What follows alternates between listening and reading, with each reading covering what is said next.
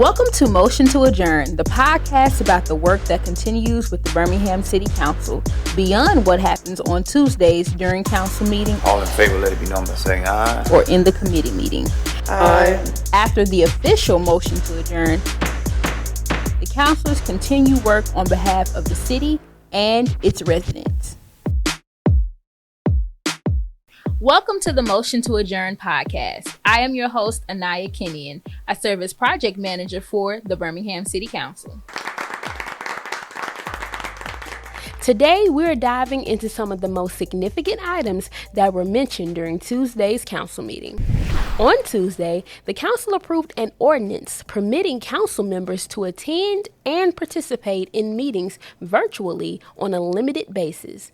Under this ordinance, councilors may join meetings remotely up to 6 times per year when an illness or physical condition makes in-person attendance difficult. Virtual participation may only occur when a quorum is physically present on the dais. Councilors who are unable to attend but wish to participate virtually must notify the council president and the city clerk on or the day before the meeting. All virtual attendants must comply with the Alabama Open Meetings Act, and any votes cast remotely will be conducted through a roll call vote as outlined in the ordinance.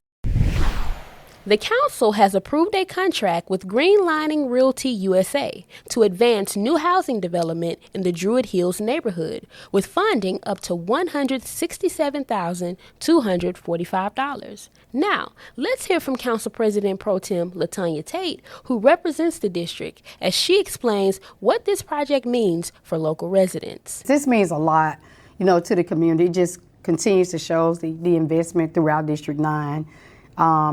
As you know, we are building 52 attainable homes for families in District 9 and Shadowbrook. So this adds to that footprint, for Druid Hills, to get that expansion. When you look at Druid Hills, you look at Fountain Heights, it's doing a lot of revitalizing up there. We have the Accelerated Homeowners Program that's building 25 new homes, in Fountain Heights. So all this correlation for District 9 is just a win, for the community and attracting families back to the area. So this is a great win for District 9. The development is expected to include 35 to 40 new residential units, with at least 10% reserved for households earning at or below 100% of the area median income.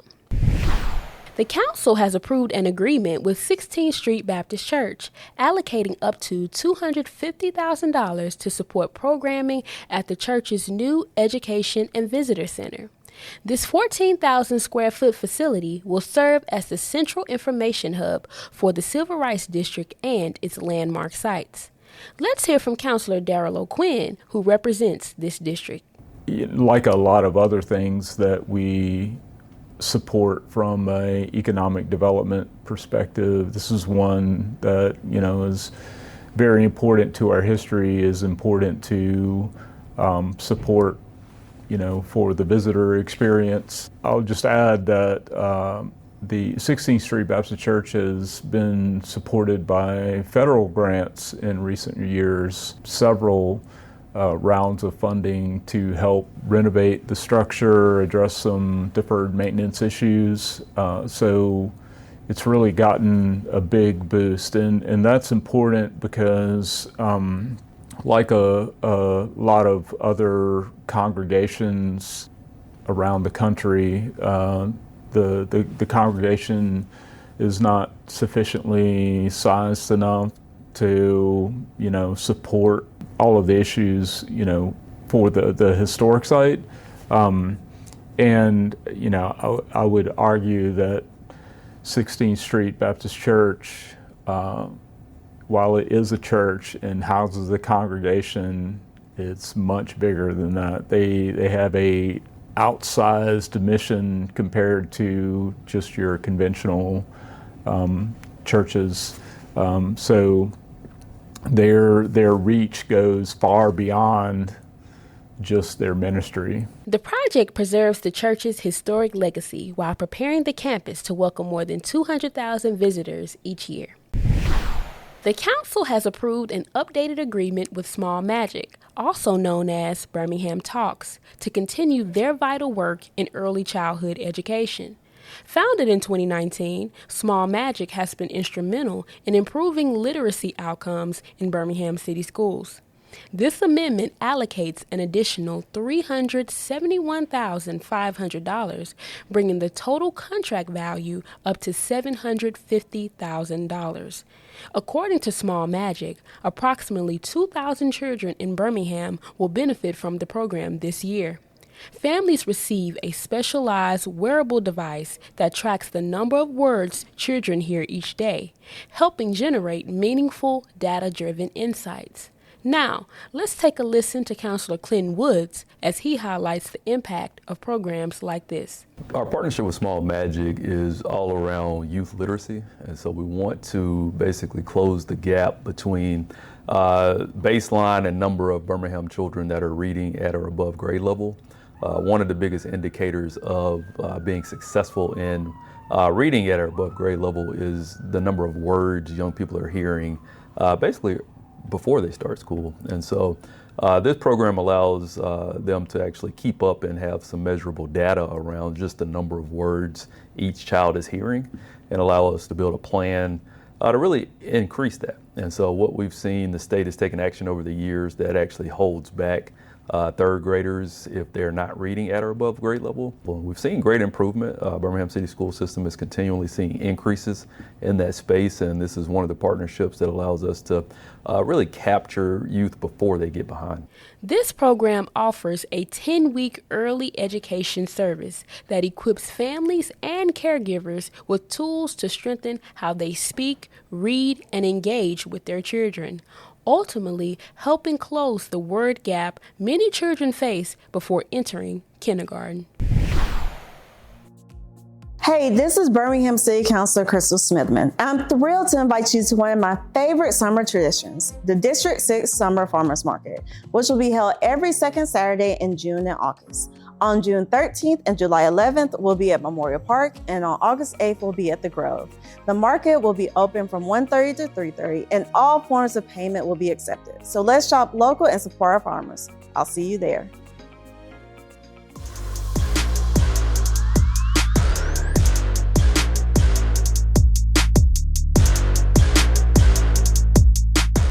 Hello everyone, I am Anaya Kinney, and today we're highlighting a brand new tradition taking shape in District 3, Summerfest, the office's first major community celebration. From school supply drives to family activities, vendor markets, and creative partnerships, this event is definitely designed to bring neighbors together and strengthen community pride. Today we're joined by Councilor Josh Vasa to talk about the inspiration behind Summerfest, what residents can expect, and how this event aims to make a lasting impact on our district. Let's jump right in. We're glad to have you. Anaya, thanks for having me. Glad to be on this podcast. And also, you've been doing such a great job with it. Oh, thank you. I do appreciate it. As this is your office's first major community event, what message are you hoping that Summerfest sends to residents? Great question, Anaya. And thanks again for focusing on the Summerfest. You know, we're really excited. This is the first time, as I understand, in quite a while, that District 3 has had sort of a district-wide event. We're excited about the Summerfest. You know, the reason why is, you know, we heard from a lot of folks when we were campaigning, knocking on doors, and then the last 6 months in office that they love getting to know each other. They love community engagement, and they love our public spaces, right? So what a great opportunity, what better opportunity do we have than to put together a District 3 Summerfest? Oh, yes. Oh, yes. And so I am aware it's a lot of different events that will be taking place within this major event. So you have a school supply drive that's part of Summerfest. What items are you encouraging the community to bring, and how do you hope it will impact local students as they prepare for the upcoming school year? Great question. So we are excited about the school supply drive. A lot of folks know that, you know, I have 20 years of nonprofit experience, and education is near and dear to my heart. And so, one of the things that we've done is met with each of our schools that are in District 3, our public schools. So we have Glen Iris Elementary, we have Epic Elementary, we have Avondale Elementary. And so we want to definitely support those institutions. So what we've heard from them is that would be helpful to have a supply drive, right? Students need supplies. School is going to be coming up in a couple of months after this. And so we've asked each school to provide us a list of school supplies closer to date. We're going to put those out on social media so folks can see, hey, what are my menu of options for supporting the community? So we'll be putting that out for sure. But those items might be notebooks, pencils, crayons, folders, backpacks, basic needs that students will have when they need to go to school. Oh, yes, that is awesome. And what was the biggest motivation behind launching Summerfest now? And why was June chosen as the perfect time? That's great. So, June was chosen because 6 months in, again, folks may remember we did a resident priority survey the first kind of 2 months we were in office, and we heard from folks, the message was loud and clear.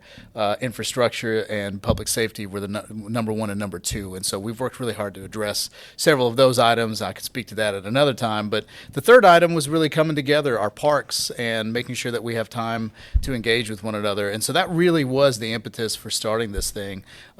We also know that District 3, one thing that I love about it, it is so diverse. We have so many different types of people. You have everyone from students all the way to retirees, right? You have, folks who are at UAB and Miles and having those youthful experiences, to those like myself who are mid-career and middle age. No offense to my wife, but I don't mean to call her middle age, but not. And then we have folks, all the way above, folks who have retired and lived here for decades. And so, there's no, in my mind, better opportunity than music and entertainment and kid zones in a park that is loved in District 3. So I'm excited about folks coming together, getting to know each other. And honestly, this is kind of part of a broader strategy, and that is, in my opinion, and I've kind of said this before, that the neighbor is the smallest unit in a democracy, right? In order to move forward as a community, we have to know who our neighbors are and what's important to them, and see where we align and where we can spearhead efforts towards. So this is part of a broader plan to make sure that our 7 neighborhoods that are part of District 3 align together, get to know each other, and get excited around some fun and engaging opportunities. Oh, yes. And what partnerships or community collaborations were essential in bringing this event to life? Partnerships are really important. We're really thankful to Birmingham Parks and Rec. We've leaned into them. I know they're working on making sure there's a few sort of smaller infrastructure improvements at George Ward Park. So we appreciate Director Shanae and all the work that's happening there. And of course, our schools that have been great to partner with. We're also excited about the bands, and I know we're going to get to the music shortly, but we really wanted to lean into the musicians we have in District 3. So one of them who's starting out the set at 10 a.m. is Canoe. Canoe Babel is a wonderful artist. He's playing from 10:30 to 11 on Saturday, January 20th. So he's going to kick it off. Then we have Gabriel Taju, who lives adjacent to District 3, but I believe has lived in District 3 before. He's playing 11:15 to 11:45. Shahid and DJ Supreme, one of my favorite acts in town, is playing, high noon to 12:30, and then that's going to be followed up by Aaron Mitchell playing 12:45 to 1:30. What I love is, in addition to that, we have DJ Sways, who has a great following as a Birmingham Classic Cuts. He's a barber. He's also an amazing DJ. He's going to be sort of intermittent throughout. He's going to be emceeing as a DJ throughout. So. Definitely excited about the partnerships and the great musicians playing as well. Yes. And you talked about the live music, but what activities will be available for families and children at the fest? Yeah, what you typically see sort of at a kid zone, we'll have that too. So we're going to have some items for kids to play with. I believe we'll have a bouncy house and those type of activities, but lots of engagement. Of course, George Ward Park has 2 beautiful playgrounds. There's going to be one that's on our festival footprint, so that will be utilized and incorporated into it. So definitely excited about making this family friendly. That's kind of why we did the time 10 a.m. to 2 p.m. That, and it's summer, and so we wanted to avoid the afternoon heat.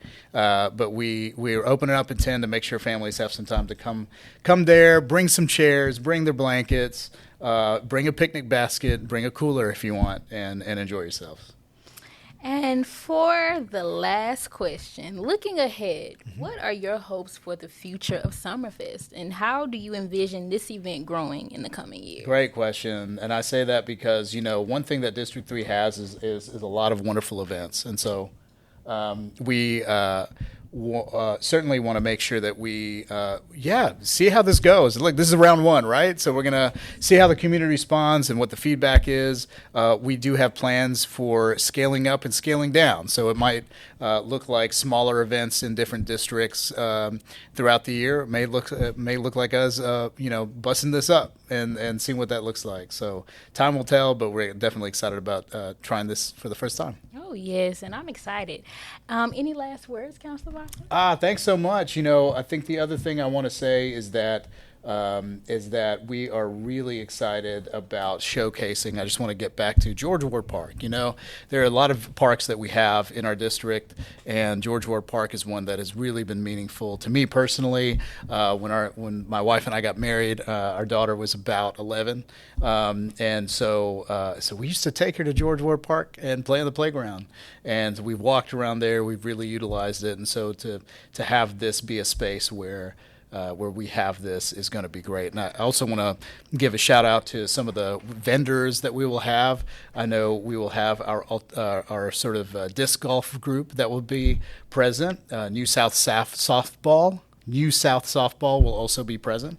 And we'll have several food trucks on site, so food and drinks will be taken care of as well. So again, just excited about bringing community together and seeing where we can take this going forward. Yes, and we're excited as well. Well, that wraps up today's conversation on District 3's Summerfest. Make sure you come out on June 20th starting at 10 a.m. at George Ward Park. And thank you to Councilor Vasa for sharing the vision, the planning, and the passion behind bringing this fest to life. And we hope today's conversation encourages you to come out. And thanks again for listening to Motion to Adjourn. Be sure to subscribe. Got a sec? Perfect. Motion to Adjourn drops quick, clear updates on everything happening in City Council meetings, initiatives, community resources, and more. Fast facts, zero fluff. Listen on Apple Podcasts, Spotify, and YouTube.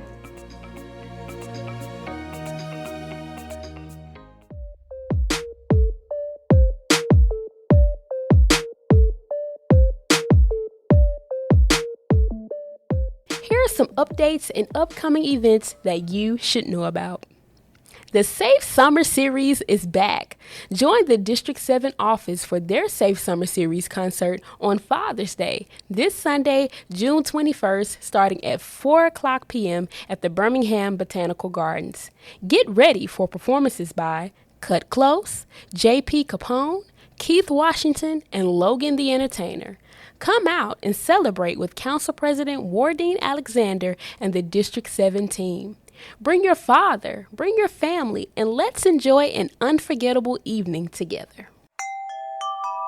Get ready for a D6 Fest weekend. Join Councilor Crystal Smitherman for a full weekend of free fun. Starting Friday, June 26th, the festivities kick off with the D6 Fest comedy show at the Grove beginning at 8:00 p.m.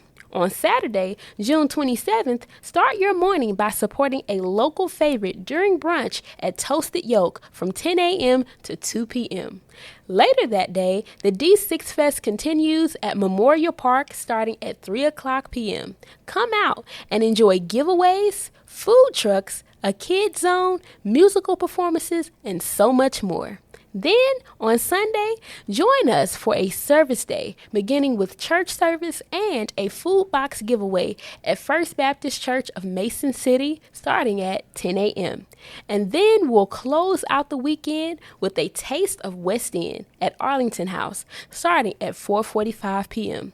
You don't want to miss this fun happening in D6.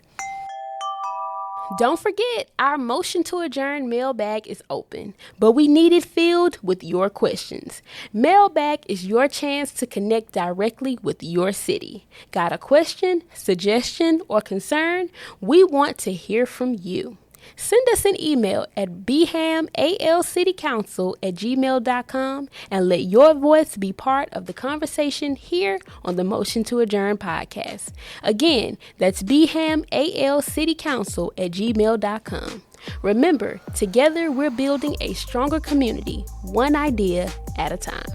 Thanks for listening to Motion to Adjourn. Make sure you subscribe to the podcast to learn more about your city and local government. Also, follow us on our socials on Instagram and Facebook at City Council BHAM. Until next time, stay informed and stay engaged.